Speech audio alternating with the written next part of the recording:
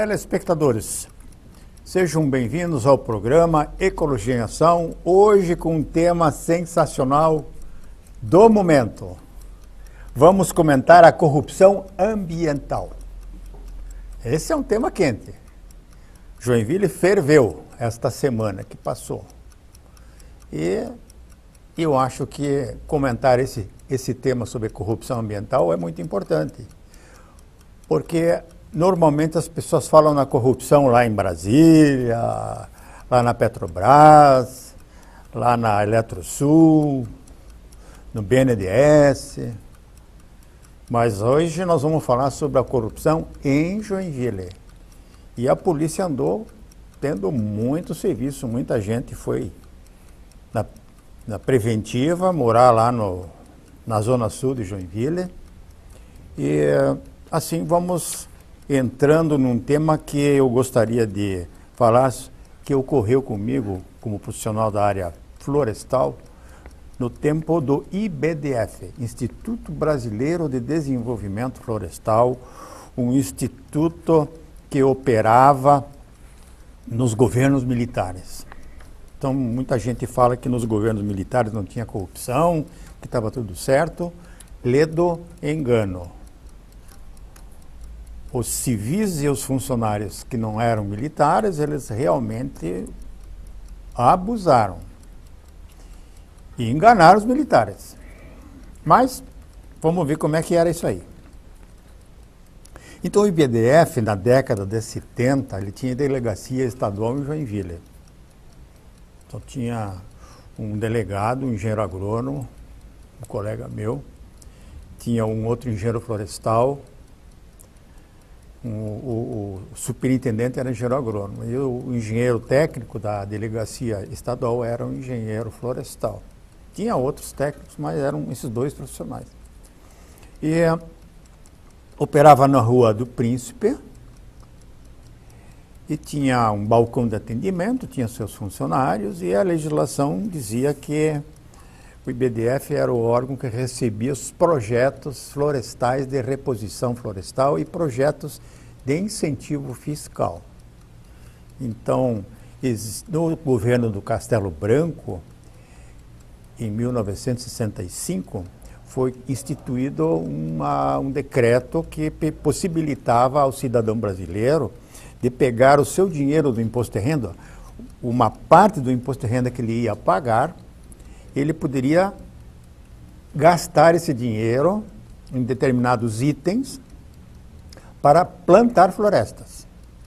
Então, o Castelo Branco foi o general Castelo Branco, muito preocupado com a questão ambiental.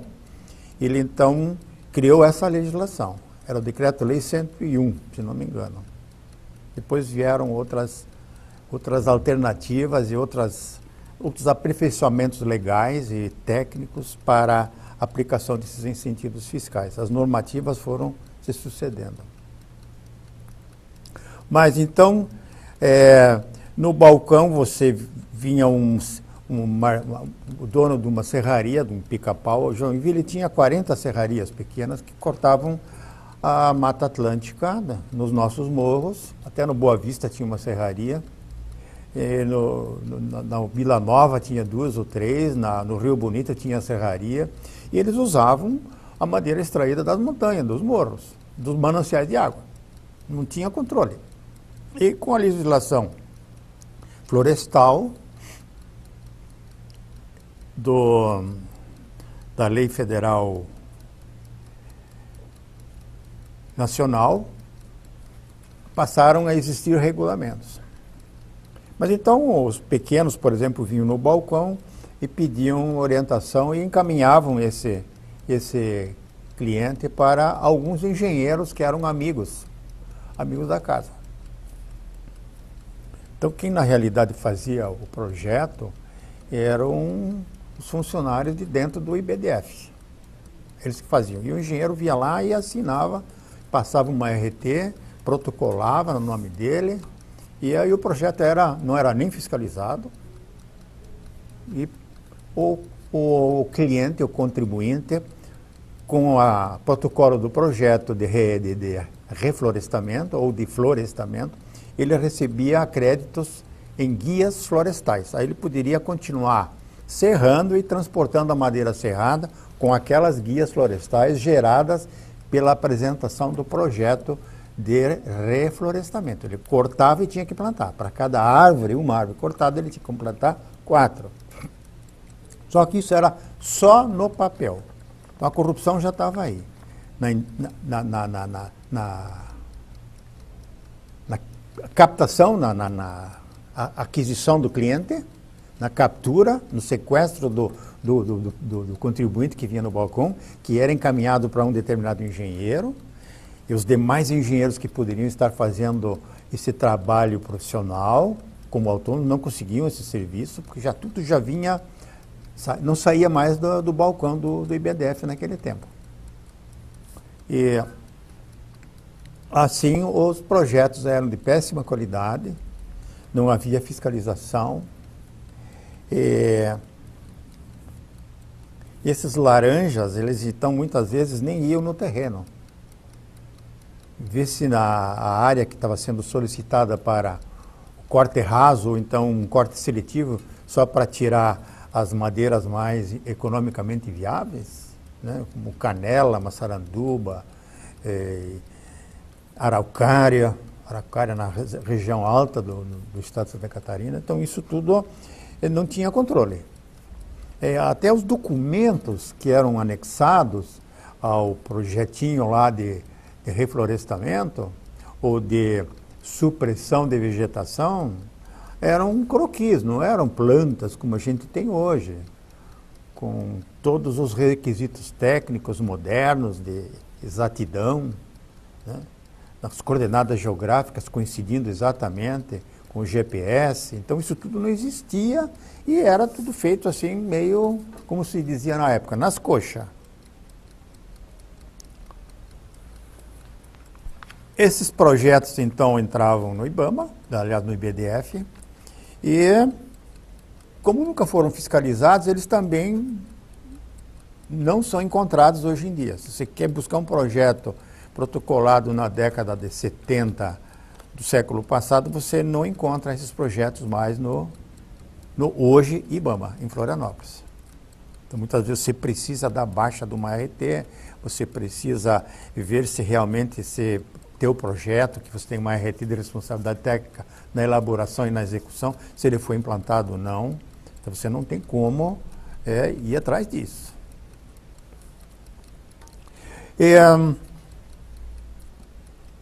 Não se ia ao campo, o engenheiro não ia ao campo. Quando ia ao campo, muitas vezes o proprietário da floresta indicava um outro terreno.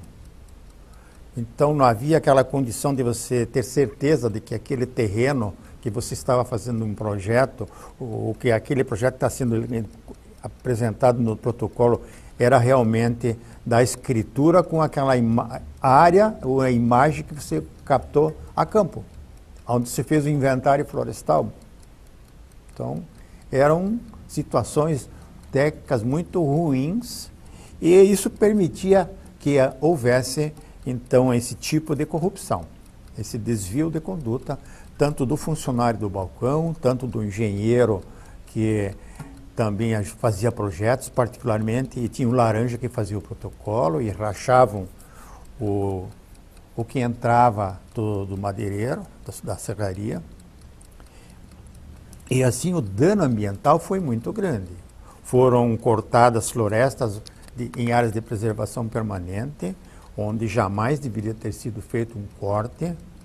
E isso prejudicou muito as montanhas de Santa Catarina, o Vale do Itajaí, o Vale do Itapucu. Se você olhava num morro, você só via assim, não uma floresta cobrindo a montanha, escura, compacta, mas era uma floresta onde só tinha alguns exemplares e eram translúcidas. Você podia ver do outro lado o céu. Hoje essa figura mudou bastante. As nossas montanhas voltaram a ter florestas densas, secundárias, fortíssimas. De 1985 ou 90 para cá não se cortou mais floresta nenhuma, não se permitiu mais o corte de mata nativa em Santa Catarina. Há casos também de corrupção que houve esse caso, houve cortes. Então, a Mata Atlântica ela foi assim, muito penalizada com essa corrupção.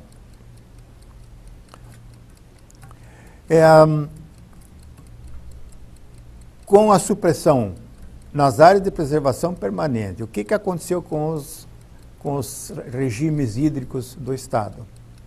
Principalmente no oeste catarinense, os rios secaram. Os rios deixaram de ser perenes.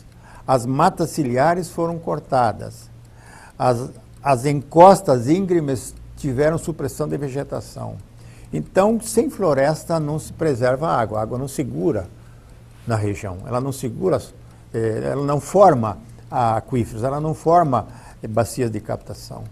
E assim, há uns 15 anos, de 15 anos para cá, logo no início do século XXI, principalmente no oeste catarinense, nós tivemos assim ocorrências de anos com estiagens bastante prolongadas. E foi exatamente a corrupção ambiental que participou e promoveu essa piora da qualidade de vida.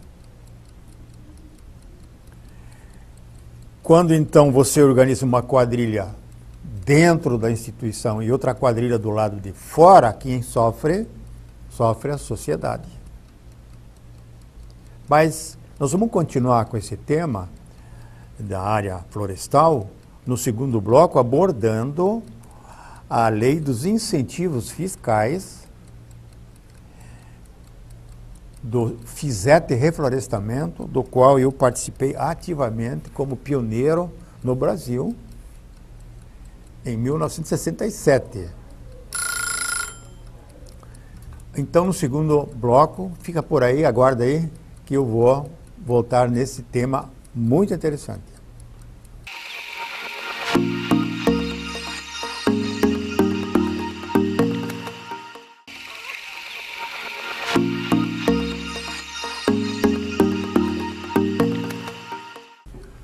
Olá, telespectadores, estamos retornando com o tema árvores, matas, Mata Atlântica, reflorestamento, florestamento e incentivos fiscais concedidos pelo governo federal militar do Castelo Branco, o primeiro presidente militar que teve a lucidez de abrir esse espaço para investimento do imposto, parte do imposto de renda gerado pela pessoa física e pelas pessoas jurídicas. Então, o incentivo fiscal ele permitia que, vamos supor, de 50 milhões que a tua empresa tivesse de imposto de renda a pagar, o decreto federal permitia que você usasse comprovadamente 50% desse dinheiro que pertencia ao povo para que a tua empresa ou a pessoa jurídica ou física pudessem, com esse dinheiro, reflorestar áreas devastadas, áreas de erosão. Esse era o objetivo, o princípio da legislação que estava sendo colocada para o brasileiro. Mas não foi bem assim que aconteceu.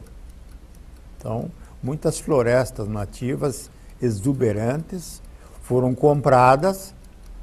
Os tratores gigantescos derrubaram toda essa mata, enterraram essa mata e foi plantado pinos, uma exótica que veio, a semente vinha nos primeiros anos dos Estados Unidos.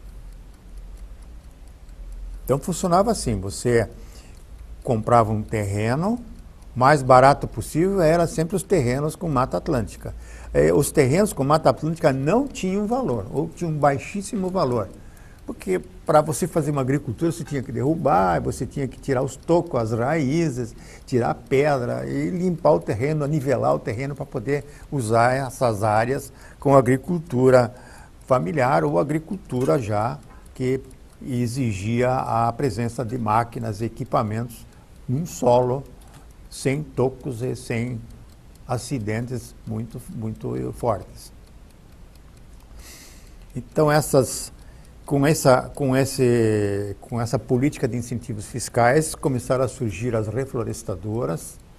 Em Santa Catarina surgiu a primeira reflorestadora do Brasil, aqui em Joinville. era Itabira Reflorestadora e Agrícola Limitada. E essa empresa, então, ela fazia um condomínio florestal para determinado grupo. Esse grupo investia o seu imposto de renda e a empresa contratada, ela fazia o plantio e a preparação do solo e plantio dessas árvores. E depois, na hora da colheita, dos desbastes, uma parte desses resultados da venda dessa madeira era destinado para o contribuinte, que investiu o seu imposto de renda naquele negócio, para recuperar a Mata Atlântica, para recuperar a natureza. Só que a Mata Atlântica não foi recuperada. No lugar de espécies nativas, foram plantadas espécies exóticas como eucalipto e pinos.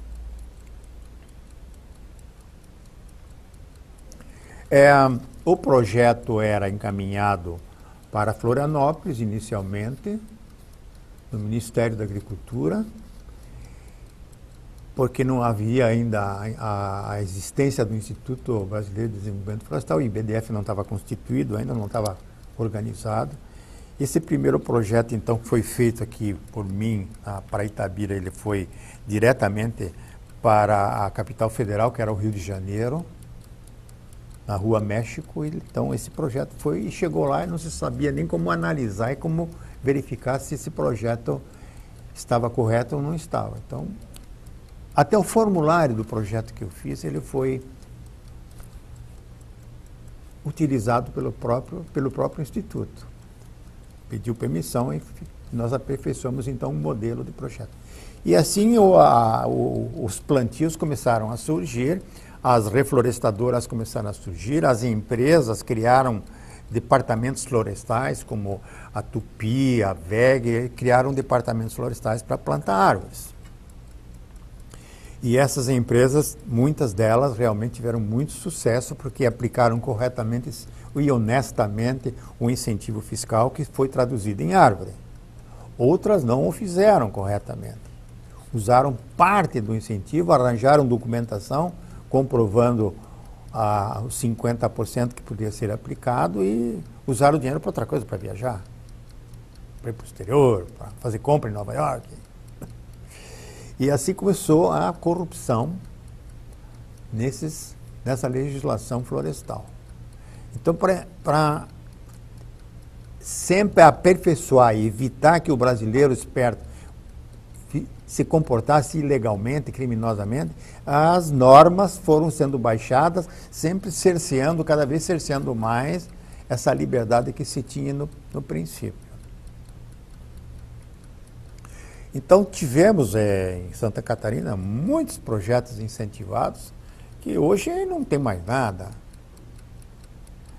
O fiscal vinha, muitas empresas implantavam, gastavam todo o dinheiro, 3, 4, 5 milhões de reais, vamos supor, dinheiro de hoje, e aí chamava-se o fiscal, o engenheiro do IBDF, para confirmar a implantação do projeto. Aí a gente levava as plantas, tudo, o engenheiro ia a campo, fazia a verificação da implantação do projeto e emitia um parecer para liberar o incentivo fiscal em Brasília. Depois já era Brasília, já não era mais Rio de Janeiro. E para liberar recurso fiscal em Brasília tinha também um esquema de corrupção. Senão o dinheiro não saía. Só saía uma parte sempre ficava por lá. E assim, não chegando o dinheiro todo, muitas empresas começaram a quebrar. E também na venda, vamos supor, você tinha um condomínio aprovado para receber incentivo fiscal. Aí você complementava a informação com os condôminos que vinham aderindo ao contrato, ao condomínio. A negociação do incentivo fiscal também era uma corrupção pesadíssima. Tinha empresas com 50, 100 milhões, elas diziam, tudo bem, eu vou investir nesse teu projeto, nesse teu condomínio, mas eu só vou te dar mesmo, e você tem que me dar comprovação de 100% do que eu te der de dinheiro. Teve gerador de imposto de renda que oferecia somente 20% do 100% que ele tinha de imposto de renda para aplicar. O recibo tinha que ser sobre o total. Aí não se conseguia implantar o projeto de incentivo fiscal. Corrupção pesada. Como não havia fiscalização, porque muita fiscalização era gerada para chantagear, muitas vezes, o investidor, e como muito projeto foi aprovado também na base da corrupção, e isso não gerava fiscalização futura, esses projetos não foram implantados. Então, quem sofreu? Quem foi o prejudicado? Houve os que tiveram lucro extraordinário com esse dinheiro incentivado, e a sociedade perdeu em qualidade de vida, na falta de recursos hídricos, na destruição de florestas que não foram repostas, na erosão do solo, no assoreamento dos rios e a falta de água para as cidades. E essa falta de água, com a industrialização de muitas cidades, de muitas regiões, acabou poluindo de tal forma os rios que eles ficaram totalmente sem condições de uso. Eu participei, por exemplo, de uma empresa canadense que se estava instalando em Joinville na década de 70. E ela implantou o projeto no manancial de água do Rio Cubatão. Tá, até hoje lá tem pinos dentro do manancial. Corta a planta, com motosserra funcionando, óleo sendo gerado, fumaça das motosserras, tudo isso caindo dentro da bacia do Rio Cubatão, que abastece a cidade com água. As matas ciliares foram destruídas. E o projeto foi feito numa empresa do Paraná, cujo proprietário era o presidente do IBADF. Então, nunca houve fiscalização, as matas ciliares foram derrubadas, as áreas de preservação permanente foram ocupadas e esse projeto está até hoje em Campo Alegre. Acontece que os projetos incentivados, muitos deles, eles tinham um contrato onde o contribuinte, quando não tinha possibilidade de plantar a sua floresta com o dinheiro do incentivo fiscal, ele comprava uma cota no condomínio para, no futuro, receber de volta os resultados da colheita da floresta. Só que muitos condomínios de papileiras, de empresas florestais internacionais, que não tinham compromisso com o povo brasileiro, até hoje não foram ressarcidos. A empresa canadense que se estabeleceu em Campo Alegre e nos municípios aqui da vizinhança, ela, pelo menos aqueles investidores indicados pela minha empresa para fazer a aplicação de dinheiro lá, não receberam nada. Nenhum centavo. Foram feitos desbastes, foi feito corte total da floresta com um total de 700 metros cúbicos em média por hectare, que é muita madeira, num período de 30 anos. Teve gente que não recebeu um centavo sequer, e nem conseguia contato com os administradores do condomínio. Gente, então, a corrupção ambiental, ela existiu e existe até hoje. O que falta é fiscalização. Fiscalização da implantação dos projetos, fiscalização do comportamento ético ou não dos engenheiros responsáveis pela implantação, fiscalização do CREA e fiscalização dos tribunais de conta dos estados. Eu acho que a situação começa a se reverter. Hoje, a polícia está prendendo preventivamente, está recolhendo provas para condenar os criminosos corruptos ambientais. É um tema que o programa vai desenvolver nos próximos episódios aqui. E vocês vão ficando informados de como era a corrupção antigamente e como é hoje. Basta ler os jornais, assistir o noticiário local para saber de que forma as pessoas fizeram a corrupção na questão ambiental em Joinville, na SEMA e anteriormente na Fundema, cujo presidente foi preso, foi condenado. Mas vamos ficar atentos, nós não podemos nos acomodar, nós contribuintes. Mas desejo para vocês, então, um bom programa e até o próximo. Ecologia em Ação. Até lá!